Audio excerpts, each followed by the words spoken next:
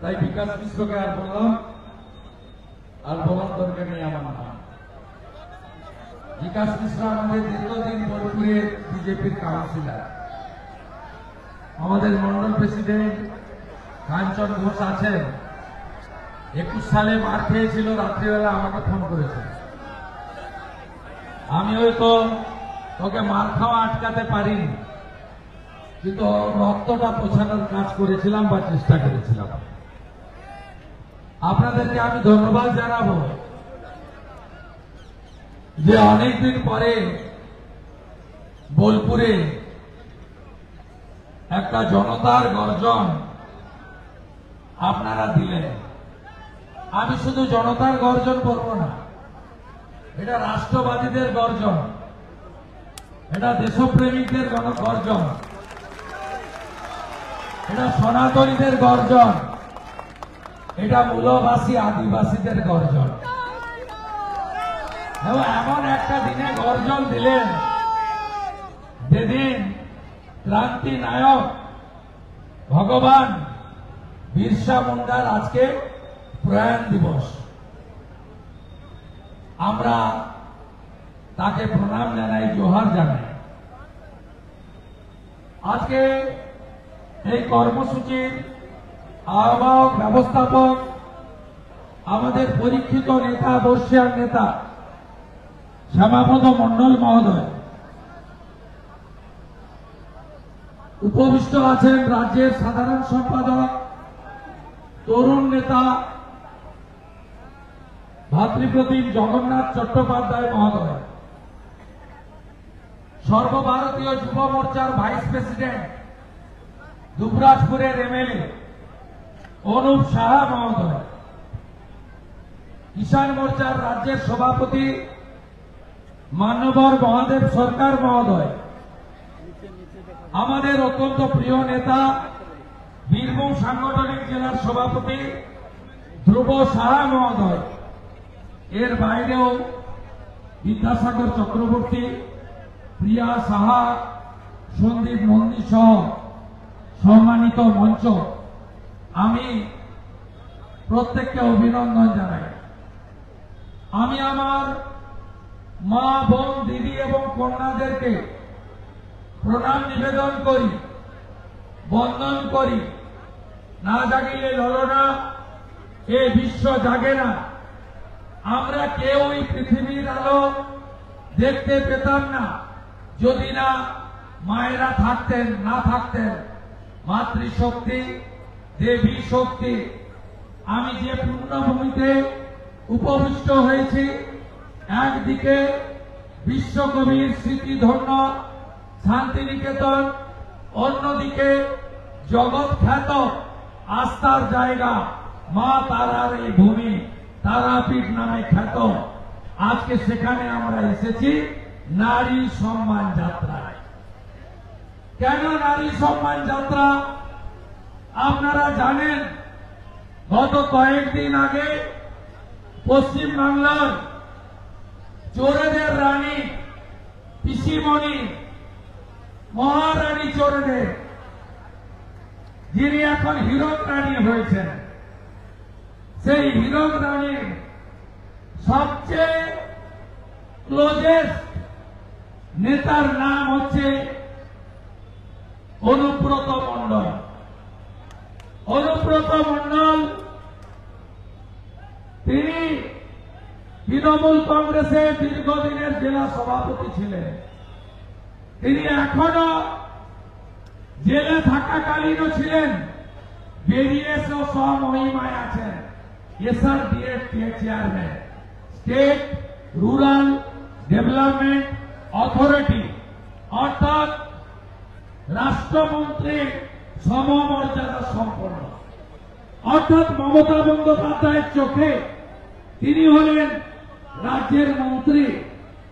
মমতা বন্দ্যোপাধ্যায় 11 সাল থেকে মাঝে 2 বছর তিহারের জেলে থাকার সময় বাদ দিলে যতবার এসেছেন বীরভূমে, এমনকি পার্শ্ববর্তী জেলাগুলোতে, ততবারই 150 কেজি ওজনের এই ভারী নেতা মঞ্চে বসেছেন এবং মমতা বন্দ্যোপাধ্যায় রাজ্যের মুখ্য সচিব, ডিজিপি, জেলা শাসক, জেলা পুলিশ সুপারদের বলেছেন যে তোমরা কেষ্টর কথাতে চলবে।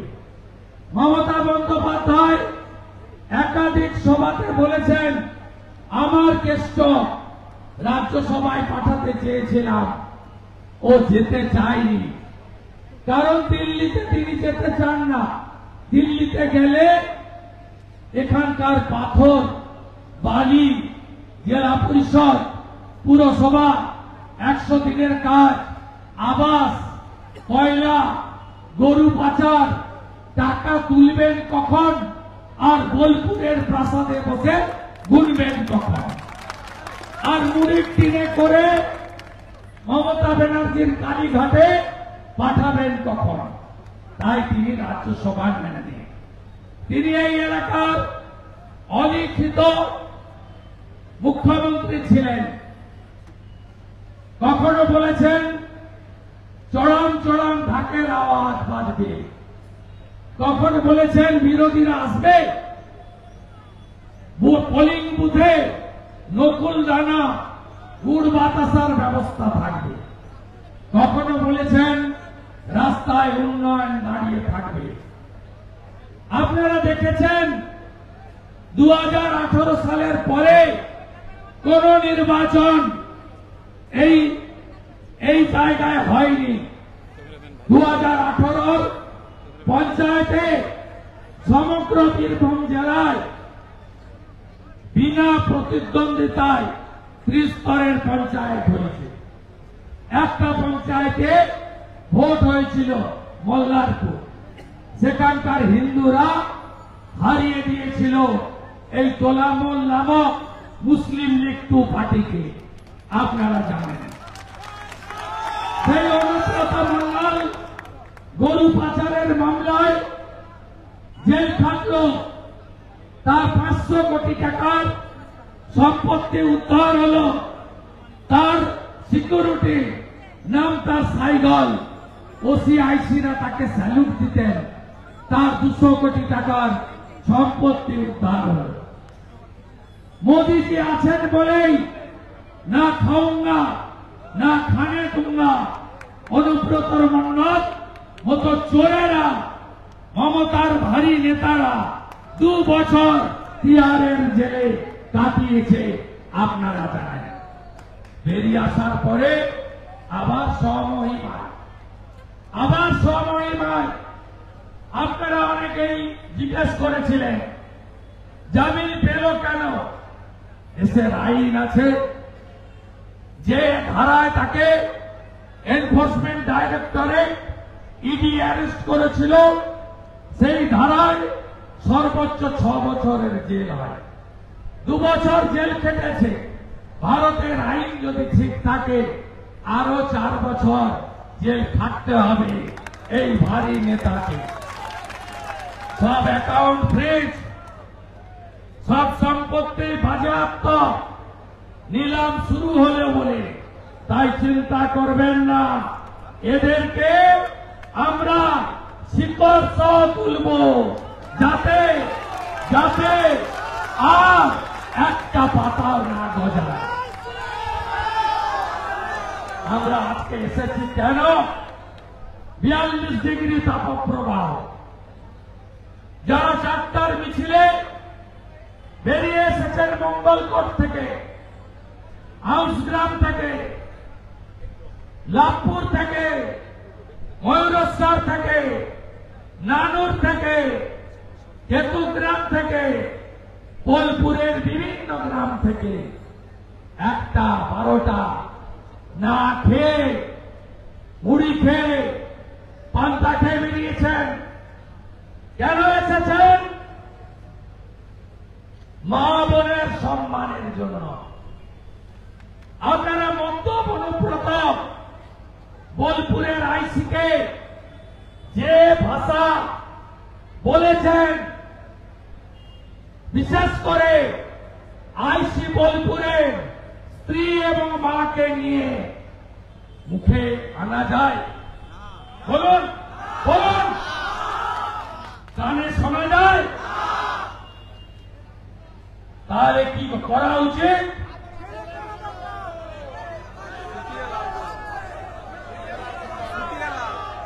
এই রাজ্যে যদি আজকে যোগী আদিত্যনাথ মুখ্যমন্ত্রী থাকত না,